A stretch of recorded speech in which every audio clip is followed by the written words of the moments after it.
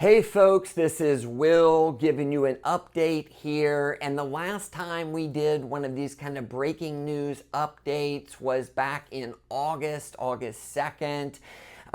Very similar situation here, and that was on the back of about 2.5 weeks of heavy selling in the financial markets. That has been the same, and yesterday was an absolute bloodbath on the backs of the tariff announcements by Trump on Wednesday night. And we just got to say that the tariffs shocked the markets at how high they were and how broad they were. An example of that is a country like Vietnam, that in Trump's first term, he encouraged businesses to move out of China. China was his focus, and a lot moved into Vietnam. Nike, Lululemon, and many others, because that was what they were encouraged to do. Vietnam's tariff rate went from 4% up to 46% was announced, and that was a shock to all the retail stocks. So here's where we're at right now. We will see in the days ahead whether or not we get negotiations and a deal cut. That's what a lot of people think is going to end up happening, and that will decide for us how we handle this in client accounts. Yesterday, we made a couple moves, taking some risk down, but we're now at a level where there is pure panic setting into the markets, which oftentimes is what is needed for at least a short-term bottom. So we're going to look at my computer screen for a minute here. Krista, if you want to pan around. What we're showing here is something that measures how much volatility is in the market. It's called the VIX. And during last summer's sell-off, that up until today, this sell-off had been about very similar to what we saw last summer. And I'll point out that the measure of volatility spiked. It hit 40 intraday in early August.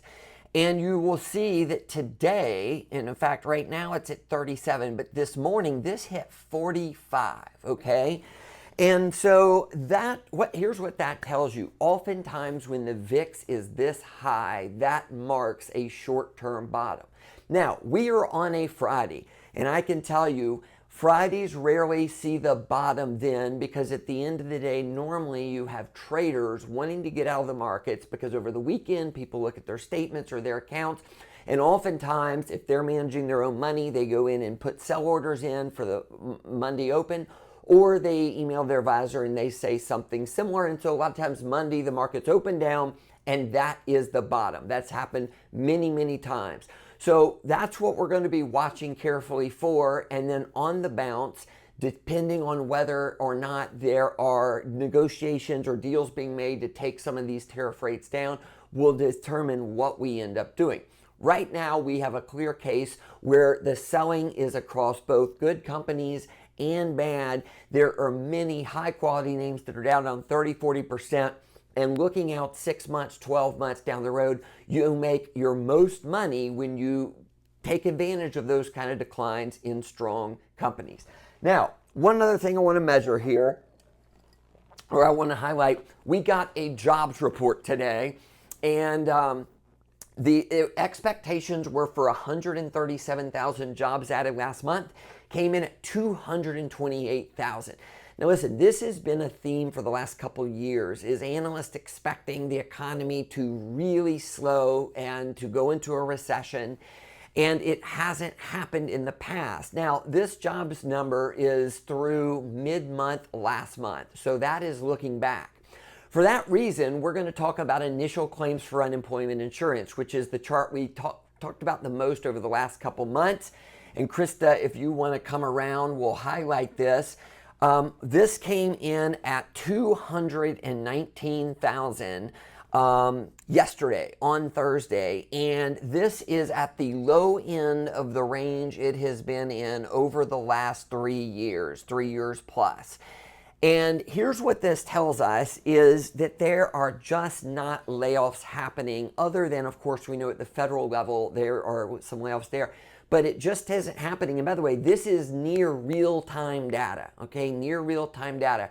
This is what has supported consumer spending over these last couple years. We're very glad to see these jobs numbers looking good. Now, again, if the tariff rates stay at the current rates for 3 months, 6 months, a year plus, we're going to start to see some layoffs as a result of that. So I want you to know that. But it's good to know that right now, at least, the economy is still holding in strong and is still doing fairly well. Now, the last couple things I'm going to hit on real quick. Number one, oil has dropped from $80 a barrel a couple months ago down to $60 today. So you're going to see gasoline prices drop significantly and energy prices for businesses go down. That is a plus. The last thing I'll mention is interest rates. Long-term interest rates have dropped significantly. And this is going to be the final chart I'll show you here, Krista, if you want to come around. This is the yield on a 10-year treasury, and this was just, if we go back to January, this was at 4.78%, okay? Very high. And we said in our 2025 outlook, we did not want to see this go above 5 and stay there. We'll take a look at the decline this has had recently. It's now down to 3.95, which the reason that is positive is that is what a lot of loans are priced off of, including mortgage rates. So a 30-year fixed mortgage has gone from 7.25. It's now down south of 6.5. That is good for housing. And so those are two of the positives with what's happening in the last couple of days: lower oil prices and lower interest rates. Now, I'm going to wrap with saying that we will have a full market update out early next week, but I wanted to get something out to you now with all the chaos that has been happening in the last couple of days. This is where the rubber meets the road. I've been in the business since 1998, and we have seen many of these significant sell-offs. We know how to navigate them for clients, and we're going to do that yet again. Thanks for watching. Talk to you next week.